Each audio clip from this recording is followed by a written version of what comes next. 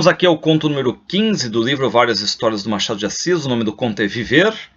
E começa com um pequeno trecho ali, como se fosse um título. Fim dos tempos. Ahasverus, o judeu errante, sentado em uma rocha, fita observa longamente o horizonte, onde passam duas águias cruzando-se. Medita, depois sonha. Vai declinando o dia. Bom, então o conto aqui ele se passa no derradeiro dia, no último dia, no tal do limiar da eternidade, que é exatamente o fim dos tempos. E o Ahasverus, que é o judeu errante, está meditando, vai pensando, e depois ele vai sonhar, ou seja, a gente está entrando num clima de sonho, num clima onírico. E é exatamente nesse espaço de sonho aqui que nós vamos ter o diálogo entre o Ahasverus e o Prometeu. Ahasverus diz: chego à cláusula dos tempos, este é o limiar da eternidade. A terra está deserta, nenhum outro homem respira o ar da vida. Sou o último, posso morrer. Morrer. Bom, aí diz que viveu séculos e séculos e séculos, sempre andando, sempre andando. O errante, o judeu errante, não errará mais. Deus me perdoará se quiser, mas a morte consola-me. Morrereis também. Águias divinas? Reparem que tem duas águias cruzando ali, o céu. E aí surge o personagem Prometeu. O Prometeu diz: certo que os homens acabaram, a terra está nua deles, não há mais homens. Bom, reparem que toda a narrativa aqui está construída sob a forma de um diálogo entre o Prometeu e o Ahasverus. E reparem que as falas de cada personagem, que é o Ahasverus e o Prometeu, elas são marcadas por meio de travessões, mostrando que é o que a gente chama de discurso direto. E meio que até se assemelha, assim, digamos, a uma peça de teatro, a um diálogo, do que a um conto propriamente dito. E lembra um pouco aquela estrutura de A Desejada das Gentes, que é um conto também presente no livro Várias Histórias. Ou também uma estrutura um tanto parecida com A Teoria do Medalhão, que é do livro de contos Papéis Avulsos. Bom, Ahasverus diz: ouço ainda uma voz, voz de homem? Céus implacáveis, não sou então o último? Então ele ouviu a voz do Prometeu e acha que de repente ainda há mais homens ali. E aí ele pergunta de quem é essa voz, se é homem. E aí o Prometeu diz: não. Ahasverus diz: é raça divina? O Prometeu: tu o disseste. Aí o Ahasverus diz: não te conheço. Mas que importa que não te conheça? Não és homem? Posso então morrer, pois sou o último e fecho a porta da vida. Aí o Prometeu diz: a vida, como a antiga Tebas, tem 100 portas. Tu fechas uma, mas outras se abrirão. Tu és o último da tua espécie? Mas virá uma outra espécie melhor, não feita do mesmo barro, mas da mesma luz. Bom, aí o Prometeu diz que o Ahasverus é sim o último homem e que os tempos agora vão ser reformados, e que o mal vai acabar. O Ahasverus diz: que importa a espécie que vai morrer comigo toda essa delícia póstuma? Aí o Ahasverus chama o Prometeu de imortal. Ouve o que o Prometeu disse, mas quer agora, digamos assim, morrer. E o Prometeu diz: vai, que pressa tens em acabar os teus dias? Aí o Ahasverus diz: a pressa de um homem que tem vivido milheiros de anos, séculos. E o Prometeu: milheiros de anos? Sim, meu nome é Ahasverus, vivi em Jerusalém ao tempo em que iam crucificar Jesus Cristo. Reparem que aqui nós vamos ter a representação de Ahasverus, que é aquele judeu que foi condenado a vagar pelo mundo de forma imortal, digamos assim, por ter empurrado Jesus enquanto ele estava seguindo o percurso da crucificação. Então aqui, e o Prometeu, que é um personagem da mitologia, então o Machado, que foi grande leitor da Bíblia e da mitologia, aqui meio que coloca personagens típicos dessa galeria, tanto bíblica quanto mitológica. Diz o Ahasverus: quando Cristo passou pela minha porta, afrouxou ao peso do madeiro que levava aos ombros a cruz, e eu, Ahasverus, empurrei Cristo, bradando-lhe que não parasse, que não descansasse, que fosse andando até a colina, onde tinha de ser crucificado. Então uma voz anunciou-me do céu que eu andaria sempre, continuamente, até o fim dos tempos. Tal é a minha culpa, não tive piedade para com aquele que ia morrer. Ou seja, aqui o Ahasverus ele explica a sua história, Ele empurrou Jesus no percurso para a crucificação. Então ele ficou sendo o judeu condenado a vagar pelo mundo de forma imortal. O Jesus Cristo estava sendo açoitado, estava sendo ali humilhado, estava sangrando. e também não estava mais suportando o peso da cruz. Então ele parou em frente à tenda do Ahasverus, que era um sapateiro, para descansar um pouco e, enfim, depois prosseguiu o calvário dele, né, a Via Crucis. Só que o Ahasverus parou o trabalho dele, se dirigiu a Cristo e começou a empurrar Cristo, dizendo, vai andando, vai, né? E aí Jesus Cristo respondeu que sim, vou andando, mas que tu, Ahasverus, ia andar e esperar até a volta dele, a volta de Cristo. Enquanto isso, o Ahasverus, né, o que ele vai ficar fazendo? Vai ser o judeu errante, ele vai ficar perambulando constantemente, digamos assim, né, pelo mundo afora, sem pátria, sem trabalho, sem descanso, sempre solitário, sem pouso nenhum, né, percorrendo, digamos, uma vida de indigência. Não sei mesmo como isto foi. Os fariseus diziam que o filho de Maria vinha destruir a lei e que era preciso matá-lo. Eu, pobre ignorante, quis realçar o meu zelo e daí a ação daquele dia. Então, o que ele diz, né, ele foi meio que motivado e tal, pela ideia de que Cristo ia destruir a lei, que era preciso matá-lo e tudo mais. O Prometeu diz, grave culpa tu teve, Ahasverus, em verdade, mas a pena foi benévola. Os outros homens leram da vida um capítulo, ou seja, tem uma vida curta. Tu leste o livro inteiro. Viveu muito, né? Que sabe um capítulo de outro capítulo? Nada, mas aquele que leu todos os capítulos, liga todos e conclui. Ou seja, o Ahasverus, digamos assim, o protagonista, né, conseguiu então compreender o mundo por ter vivido tudo basicamente, né, viveu séculos, milheiros de séculos, como diz ali. Aí o Ahasverus diz, que sabes tu da minha vida? Nada, ignoras a vida humana. Aí o Prometeu diz que sabe, sim, da vida e tudo mais, né, e aí o Prometeu diz, vai Ahasverus, conta mais. Aí o Ahasverus diz, olha, eu saí de Jerusalém, comecei a peregrinação dos tempos, e a toda parte, qualquer que fosse a raça, o culto ou a língua. Nunca mais trabalhei.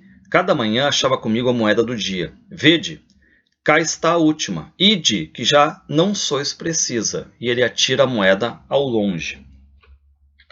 Bom, aí o Ahasverus diz que não trabalhava, só ficava andando, todos os séculos da vida dele só andando, ele é o judeu errante. E que o castigo dele basicamente virou o quê? Uma eternidade, viver uma eternidade, mas de forma ociosa, né? Na ociosidade, sem fazer nada. As gerações levavam-me umas às outras. As línguas que morriam ficavam com meu nome embutido na ossada. Claro, né? Porque os tempos passam e toda aquela questão bíblica vai passando de língua para língua, né? Aí o Prometeu diz, mas não padeceste, creio. É alguma coisa não padecer, não sofrer nada. Aí o Ahasverus diz, sim, mas vi padecer os outros homens, vi o sofrimento de vários. E, enfim, viu conflitos, brigas, guerras, ou seja, nesse sentido, para ele, morrer seria realmente um alívio de tudo que ele já viu. Aí o Prometeu diz, pessoalmente não te doeu nada, e eu que padeci por tempos inúmeros o efeito da cólera divina. Repare que agora a gente vai entrar na vida do Prometeu, personagem da mitologia. Aí o Ahasverus diz, tu. Aí o Prometeu se apresenta, Prometeu é o meu nome. E o Ahasverus, tu Prometeu? Tu é o Prometeu? Então aqui a gente vê a revelação do outro personagem para o Ahasverus, já que nós leitores já sabíamos quem ele era, né, pela questão de colocar o nome ali. Então aqui a gente tem um discurso, um diálogo entre dois personagens que são marcados pelo quê? Pela maldição. O Ahasverus, que ele é um representante da cultura, digamos assim, judaico-cristã, e o Prometeu, que é representante da cultura, digamos, clássico-pagã. E aí o Prometeu diz, e qual foi o meu crime? Fiz de lodo e água os primeiros homens, e depois, compadecido, roubei para eles o fogo do céu. Tal foi o meu crime. Júpiter, que então regia o Olimpo, condenou-me ao mais cruel suplício. Anda, sobe comigo a este rochedo. E o Ahasverus diz, conta-me uma fábula, conheço esse sonho helênico. E aí então a gente vai ficar sabendo um pouquinho agora da vida do Prometeu. E Prometeu significa o precavido, aquele que sempre foi preocupado com os seres humanos. E como ele teve essa preocupação, ele quis dotar o ser humano de todas as suas habilidades. E deu aos seres humanos o que? A civilidade. E foi exatamente por causa dos homens que o Prometeu acabou enganando Júpiter, que, enfim, é o Zeus, né? Enfim, o todo-poderoso do Olimpo, enganou Júpiter por 2 vezes. Aí o Júpiter o que fez? Prendeu o Prometeu, prendeu por meio de correntes, né, uma coluna lá naquele monte, no Monte Cáucaso. E qual era o castigo que o Prometeu sofria, né? Durante o dia vinha uma águia devorar o fígado do Prometeu. Mas o que os antigos já sabiam, né? Que o fígado se regenerava. Então, enquanto que a águia devorava de dia o fígado do Prometeu, à noite ele se regenerava, ficava recomposto. Só que na manhã seguinte, novamente, a águia vinha comer o fígado. E aí, depois de várias gerações adiante, surge o Heracles, né, o Hércules, e acaba matando essa águia e acaba libertando o Prometeu. E ele conta, né, que como é que eram as correntes aqui, ó, em que ele foi preso.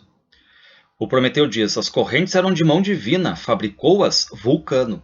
2 emissários do céu vieram matar meu rochedo, e uma águia, como aquela que lá corta o horizonte, comia-me o fígado sem consumi-lo nunca.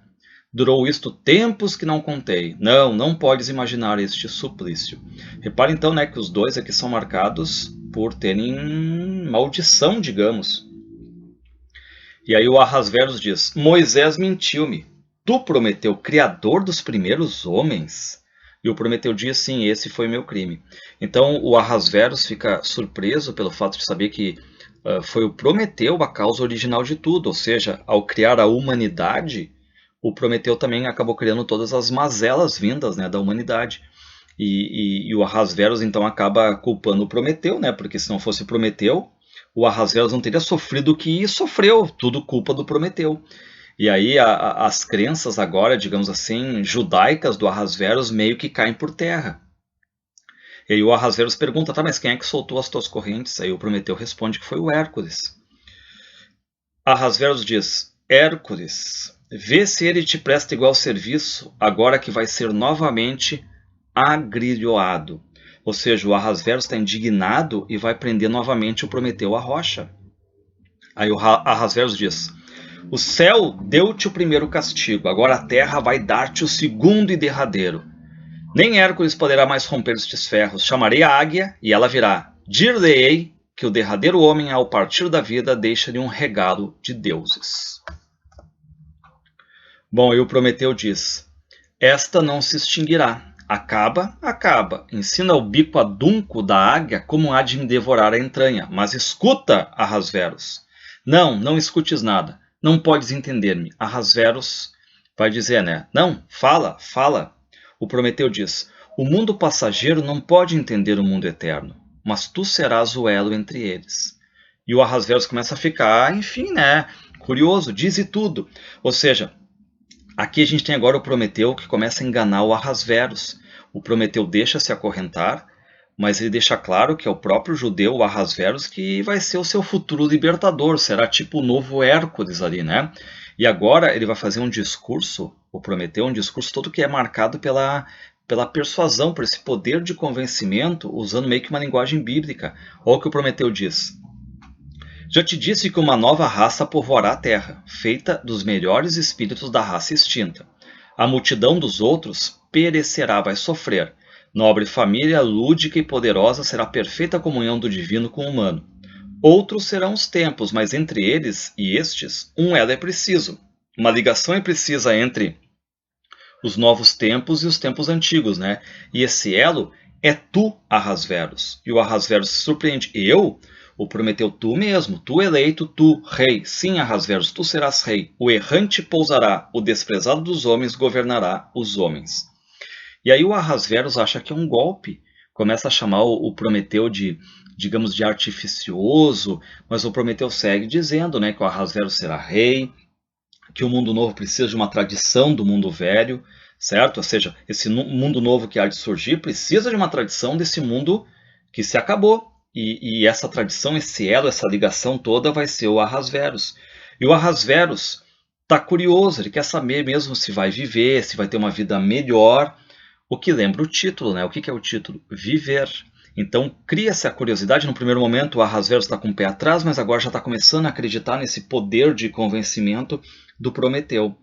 Aí o Prometeu diz: bem, deixa-me, voltarás um dia quando este imenso céu for aberto para que desçam os espíritos da vida nova. Aqui me acharás tranquilo. Vai. E o Ahasverus diz: Saudarei outra vez o sol? O Prometeu diz, esse mesmo que ora vai a cair. E aí o Ahasverus diz, né? Jura, Prometeu, que tu não me mentes? Verás se minto. Aí o Ahasverus diz, fala mais, conta-me tudo. E aí, claro, o Prometeu, com seu poder de persuasão, acaba dizendo, né, que o mal vai acabar juntamente com a morte, com as injustiças, que agora vai ter uma nova era, e essa era nova é marcada pela paz, é marcada pela justiça. Então ele pinta todo um futuro grandioso. E claro que o Ahasverus começa a acreditar, a mergulhar nesses devaneios. Aí o Prometeu diz que o Ahasverus, nesse novo mundo que vai se criar, vai acabar contando todas as grandes ações desse mundo extinto, o mundo do passado, a tradição, os males que ela não há de conhecer. Quem vai guardar tudo isso? O Ahasverus, que conheceu todo mundo, né? E claro, o Ahasverus começa a ficar muito feliz. Verei ainda este imenso céu azul, e o Prometeu, olha como é belo.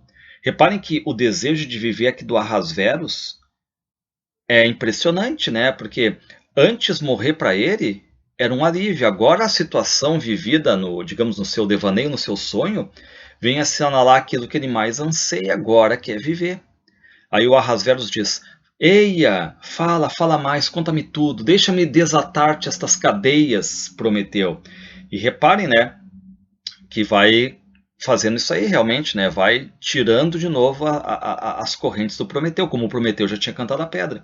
Aí o Prometeu diz, desatas, Hércules novo, o novo homem derradeiro de um mundo, que vai ser o primeiro de outro mundo. Reparem que no poder de persuasão do Prometeu, o Prometeu consegue fazer com que o Ahasverus desamarre novamente as correntes, como se fosse um novo Hércules. Aí o Ahasverus diz, põe a mão sobre a minha cabeça, olha bem para mim, incute-me a tua realidade e a tua predição, deixa-me sentir um pouco da vida nova e plena. Rei disseste que eu seria? E o Prometeu diz, sim, rei eleito de uma nova raça eleita. Bom, e aí a maldição, digamos assim, né, meio que se transforma em redenção, porque o Ahasverus sofreu muito tempo pelo erro dele. Mas agora ele está retomando o quê? Uma espécie de felicidade com essa suposta nova condição de viver, né? Ele está seduzido pelas promessas do Prometeu. Aí o Ahasverus diz, não é demais para resgatar o profundo desprezo em que vivi.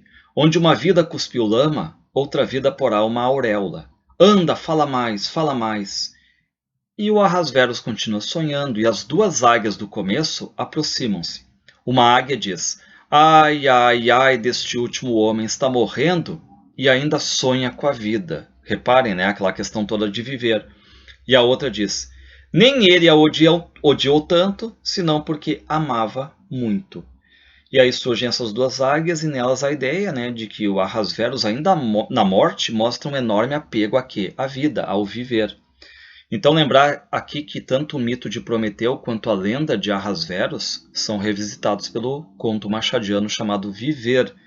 E o Machado, né, que foi um grande leitor da Bíblia e da mitologia, une, digamos, né, enlaça duas grandes histórias aqui.